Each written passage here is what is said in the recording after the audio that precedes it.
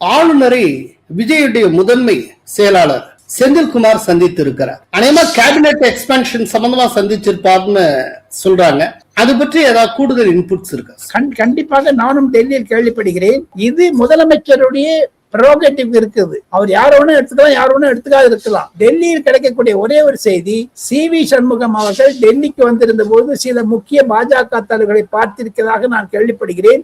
அந்த அவருடைய அறிவுரைகள் என்ன என்று கேட்டால், அப்பவே சொல்லியிருக்காரு நாங்கெல்லாம் வெளில போறோம், இப்பொழுது போகாதே என்று சொல்லியிருக்கிறார். அதை மீறி போனதுனால கவர்னர் என்ன ஆக்ட் பண்ணுவாருன்னு தெரியாது. கண்டிப்பாக மத்திய அரசாங்கத்துடன் அவர் பேசுவார். இப்போ SP வேலுமணி தலைமையிலான குழு கட்சிதாரம் தடை சட்டத்தின் கீழே தகுதி இழப்பு ஆபத்தை எதிர்கொண்டிருக்கிறது. பட் எண்ணிக்கை நடக்குங்கிறது வேற, அது கோர்ட்டு கேஸ் போய் சுத்தி வரும். இப்போ தகுதி நீக்க பிரச்சனையை எதிர்கொண்டு இருக்கக்கூடிய இந்த MLA-க்களுக்கு ஆளுநர் அமைச்சராக பதவி பிரமாணம் செய்து வைப்பாரா? மாட்டார், செய்து வைக்க மாட்டார் என்று சொல்லி விடுவார். வாயால் சொல்லிடுவார், பண்ண மாட்டேன்னு. உதாரணம் சொல்ல வேண்டும் என்றால், எப்படி விஜய் அவர்களுக்கு பதவியேற்பு விழா நடப்பதற்கு முன்னதாக எப்படி தேசிய கீதம், வந்தே மாதரம், தமிழ் பாட்டு பாட வேண்டும் என்பதையெல்லாம் சுட்டி காட்டினாரோ கவர்னர், அதே மாதிரி கவர்னருடைய ஒரு இனிஷியேட்டிவ் பிரவேல் ஆச்சோ இல்லையோ, அதே மாதிரி கவர்னர் எடுக்க மாட்டேன்னு சொல்லுவார். பிரச்சனைகள் ஆரம்பமாகும்.